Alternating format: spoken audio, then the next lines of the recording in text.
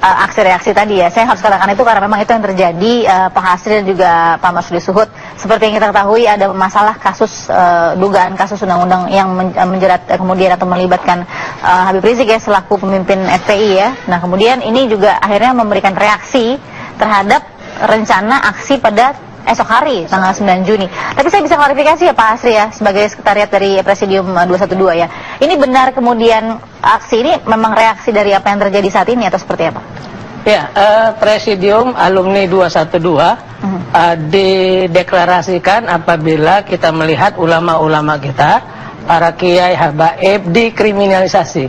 Ada 20 orang yang kita sudah laporkan. Presidium sudah melaporkan ke Komnas HAM. Sudah 7 kali kita ke Komnas HAM, dan terakhir sebelum puasa Presidium mengirim surat terbuka kepada Bapak Presiden. Ayo di bulan puasa ini kita isi Ramadan ini dengan ibadah. Begitu. Kemudian mohon maaf Pak, tadi yang 20 orang itu sudah 20 orang yang 20 orang dikriminalisasi itu, dari Habib Rizik, Ustadz Muhammad Al-Khattab, Ustadz Bahtiar Nasir, kemudian termasuk aktivis-aktivis yang lainnya ini, termasuk Ridal Jamran yang baru kemarin divonis 6 bulan ini semua. Baik, jadi ini perspektif dari rekan-rekan Presidium 212 ya, gitu ya. Ini mereka semua adalah alumni di 212. Ya. Baik.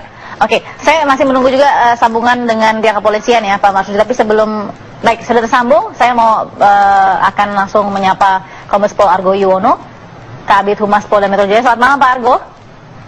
Selamat malam Mbak Pagi. Terima kasih Pak Argo waktunya. Mungkin yang pertama kita ingin juga menanyakan soal perkembangan ya Pak. Perkembangan mungkin pengejaran dari daftar pencarian orang atas tersangka HRS. Perlu saya sampaikan Mbak Balkis ya. Jadi kita sudah melakukan kegiatan, terutama penyelidikan dan penyidikan.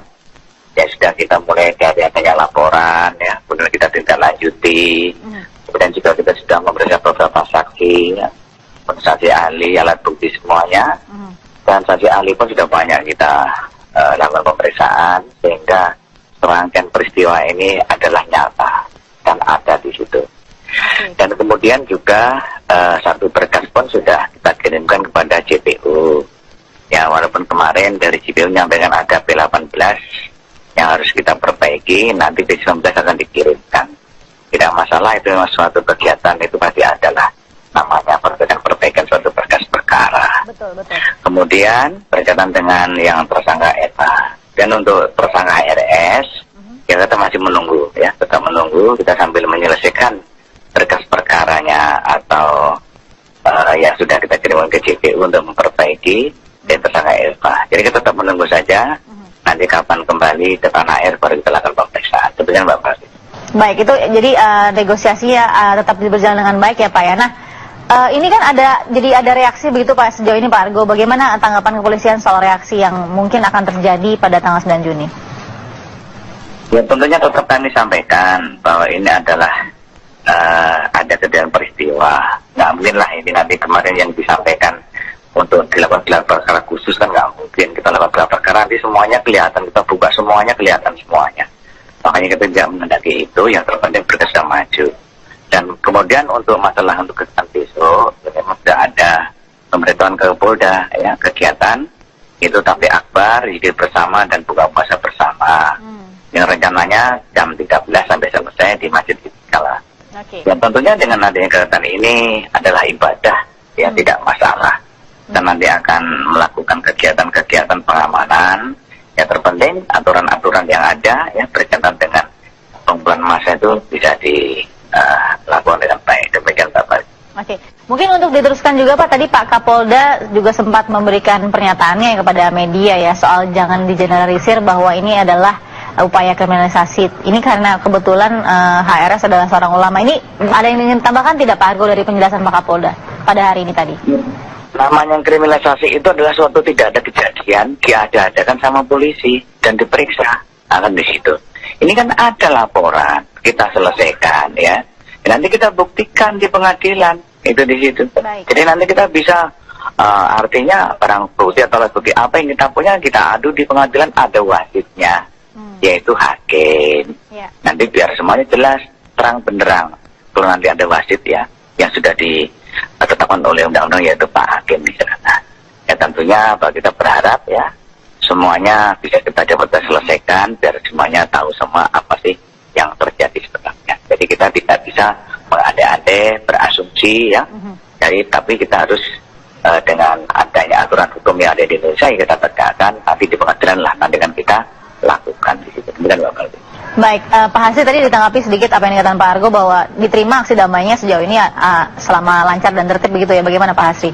Ya, alhamdulillah kita dari Presidium Alumni 212 kita sudah berkomunikasi ke pihak pengelola Masjid Istiqlal, udah kita masukkan surat, dan insya Allah kita besok akan sholat Jumat bersama, mendengar kajian-kajian yang memang sudah ada di sebagaimana biasanya, dan kita minta waktu insya Allah karena kemungkinan memang jamaah kita akan banyak datang ini semua, kita untuk tertibkan jamaah dan kita posisi ini adalah di Masjid Istiqlal, begitu. Oke. Rencananya ada berapa yang akan bergabung dari aksi ini? Ya, kalau informasi dari ke kita memang sudah sebahagian dari sahabat-sahabat dari luar Jawa Barat. Jawa Barat sudah ikut, ini semua. Jawa Tengah sudah ada yang sedang dalam perjalanan. Ya, kita harapkan memang besok itu mungkin 50 sampai 100.000 orang ada. Ini. Untuk ajang ibadah bersama juga begitu ya? Ya, dan sekarang lagi kita ini kan, kita viralkan bahwa kita upayakan untuk sholat tarawih terbesar. Jadi sholat tarawih kalau kita ini kumpul besok malam itu mudah-mudahan kalau seperti 212 sampai 7 juta, kalau besok ini semua bisa 1 juta itu luar biasa. Jadi sholat tarawih terbesar di negeri kita tercinta ini. Oke. Baik Pak Masudi, mendengarkan tadi ya aksi dan reaksi yang sudah terjadi saat ini, apa yang bisa diambil dulu sedikit atas apa yang akan terjadi nanti? Ya, bahwa besok akan mengadakan tarawih terbesar, akan mengadakan iktikaf terbesar, akan mengadakan zikir terbesar, pokoknya akbar-akbar semua. Kalau itu diniati ibadah mahdoh, insya Allah akan dapat pahalanya ibadah. Nah, karena ini lagi puasa, mudah-mudahan niat baik ibadah tarawih dan niat baik ibadah tentang itikaf atau tentang zikir di situ jangan sampai ada tambahan-tambahan lain yang membuat menjadi kurang mahdoh, kurang mengurangi nilai ibadahnya. Apa? Karena sekarang itu lagi puasa, nanti mudah-mudahan mulut yang menyampaikan pesan-pesan juga pesan-pesan yang memang membawa kepada kebaikan, kesejukan, membawa menjadi penebalan iman kita. Itu saja intinya. Baik, kita akan lanjut ya Pak Masudi. Saya masih ingin dengar juga Pak Argo juga masih bersama kami ya. Kalau memang nanti ada rencananya sampai ibadah sholat tarawih, berarti kan aksi ini akan lebih dari pukul 6 ya, begitu ya Pak Hasri. Sesaat lagi ya Pak Argo, tetap bersama kami. Kita tangkap pada hari ini dari Kapolda ya, tidak ada kriminalisasi terhadap ulama. Gimana Pak Hasri, mau tanggapi sedikit? Kebenaran saya waktu aksi 313 saya sebagai korlapnya. Pada jam 2 dini hari itu Ustadz Muhammad Al-Khattab itu ditangkap di Makobrimob.